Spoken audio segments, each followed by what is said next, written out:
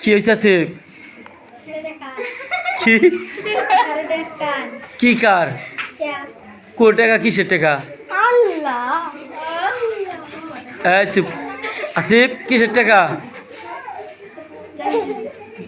তোমার বইয়ের ভিতর টাকা রাখছ? তাহলে না কি বাড়িতে নাকি তোমার আম্মা লজেন কিনবার দিছে? হ্যাঁ কো আসিফ কো দেখি একটু আমার দেওয়া যদি। আসিফ কো দেখাও আমারে।